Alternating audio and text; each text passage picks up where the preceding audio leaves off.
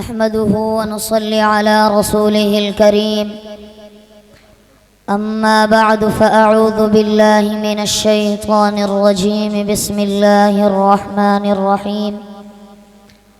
وقال الله تبارك وتعالى في الكلام المجيد والفرقان الحميد وعد الله الذين آمنوا منكم وعملوا الصالحات ليستخلفنهم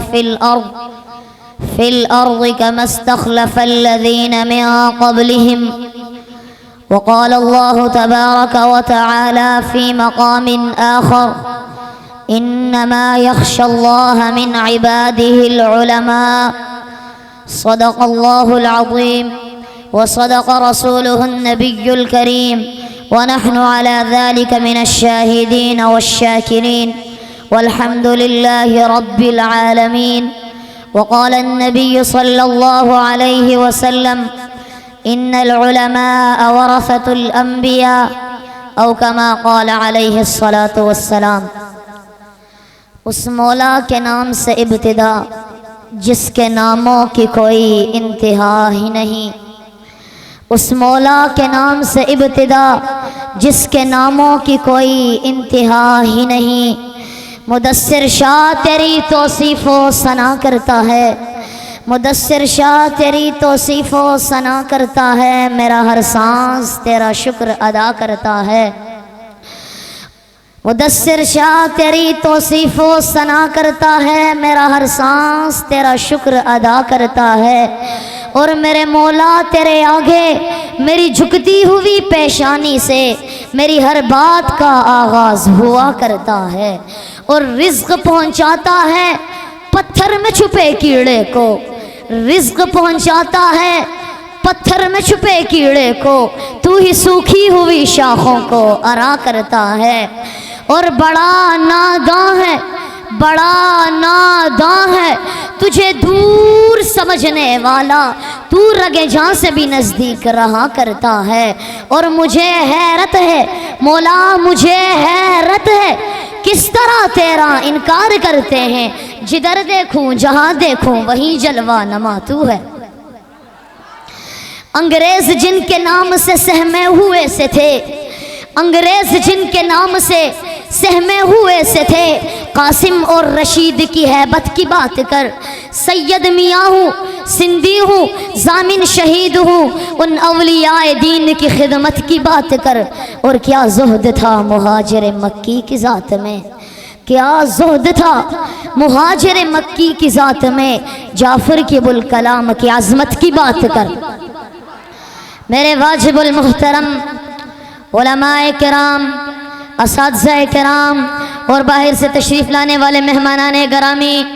اور میرے ہم مکتب ہم مشن ساتھیوں،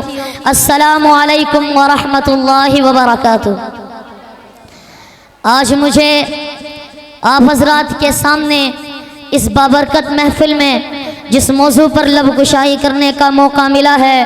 وہ ہے تحریک پاکستان میں علماء کا کردار۔ جب بر صغیر میں انگریز آیا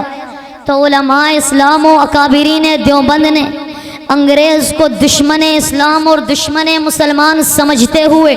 اس کے خلاف کام کرنا اپنا ایمان سمجھا۔ انگریز کے ناپاک قدم لگتے ہی ہر طرف بر صغیر میں ظلم ہی ظلم ہونے لگا، اسلام کے خلاف خطرناک سازشیں بڑھنے لگی۔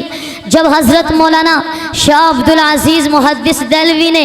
انگریز کے خلاف جہاد کا پہلا فتویٰ دیا تو علماء اسلام و اکابرین دیوبند نے انگریز کے خلاف جہاد کا نعرہ بلند کیا۔ اسی وجہ سے انگریزوں نے 80,000 علماء کو درختوں سے لٹکا کر پھانسی دی، کسی کو توپوں کے ذریعے اڑایا گیا، علماء اسلام کو عبرت کا نشانہ بنایا گیا تاکہ ان کے خلاف کوئی آواز نہ اٹھا سکے، لیکن علماء اسلام و اکابرین دیوبند نے ہار نہیں مانی۔ آپ نے بر صغیر کے اندر انگریز کے خلاف بہت سی تحریکیں چلائیں، تحریک شہدائے بالاکوٹ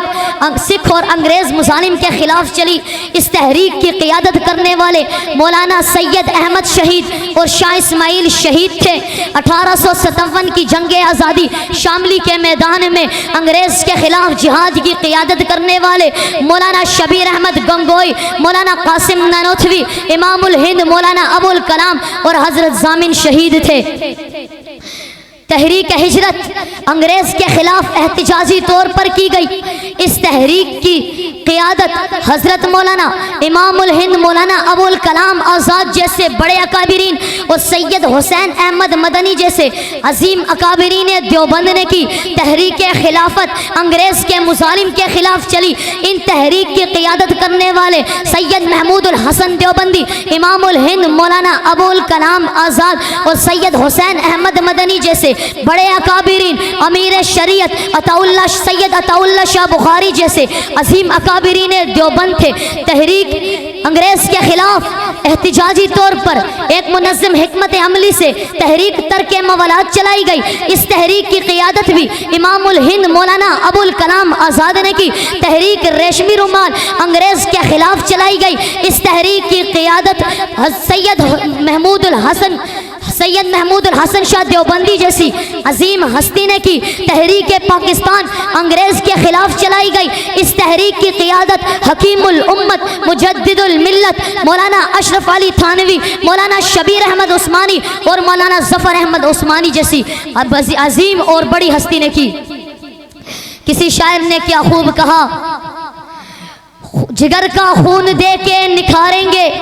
جگر کا خون دے کے نکھاریں گے رخے برگے گلاب، ہم نے گلشن کے تحفظ کی قسم کھائی ہے۔ شہیدوں کی یہ سرزمین ہے جسے پاکستان کہتے ہیں، شہیدوں کی یہ سرزمین ہے جسے پاکستان کہتے ہیں، یہ بنجر ہو کے بھی بزدل پیدا نہیں کرتی۔ علماء اہل سنت و دیوبند نے انگریز کے خلاف کام تو کیا، مگر محاذ الگ الگ اپنا کر، جس سے انگریز کی پریشانی حد سے تجاوز کر گئی، جس سے انگریز کی کمر ٹوٹ گئی۔ کسی نے مجلس اسرار میں شامل ہو کر انگریز کے خلاف نعرہ بلند کیا، کسی نے مسلم لیگ میں شامل ہو کر انگریز کے خلاف جہاد کیا، کسی نے کانگریس میں شامل ہو کر انگریز کے خلاف کام کیا۔ یعنی اکابرین اسلام انگریز کے دشمن تو تھے، مگر ان کے خلاف کام کرنے کے الگ الگ طریقے اپنا رکھے تھے۔ جب 23 مارچ 1940 کو قائد اعظم محمد علی جناح نے لاہور کے منٹو پارک میں اپنے صدارتی خطبے میں یہ ثابت کر دیا کہ ہندوستان میں دو بڑی قومیں ہی نہیں بلکہ دو الگ الگ مذاہب آباد ہیں، ایک مسلم دوسرا ہندو، ان کے آپس میں رہن سہن، زبان، ثقافت، عبادت کا طریقہ سب کچھ الگ ہے، ان کا زیادہ دیر تک اور اکٹھا رہنا ممکن نہیں ہے۔ آخرکار 14 اگست 1947 کو میرے علماء دیوبند کی قربانیوں سے پاکستان کی ایک نئی آزاد ریاست وجود میں آئی۔ اللہ رب العزت سے دعا گو ہوں کہ اللہ رب العزت مجھے اور آپ کو علماء کی قدر اور علماء کے نقش قدم پر چلنے کی توفیق عطا فرمائی۔ میں اس شعر سے اپنی تقریر کا اختتام کرتا ہوں۔ یوں بھی عبادت ہوتی ہے، ہم یوں ہی عبادت کرتے ہیں، یوں بھی عبادت ہوتی ہے، ہم یوں ہی عبادت کرتے ہیں، اسلام کے گلشن کی ہم جان دے کے حفاظت کرتے ہیں۔ جینے کا ہمیں کوئی شوق نہیں، جینے کا ہمیں کوئی شوق نہیں، مرنے کی ہمیں کوئی فکر نہیں، جینے کا ہمیں کوئی شوق نہیں، مرنے کی ہمیں کوئی فکر نہیں، وہ مر کے بھی زندہ رہتے ہیں جو دین کی حفاظت کرتے ہیں۔ وما علینا الا البلاغ۔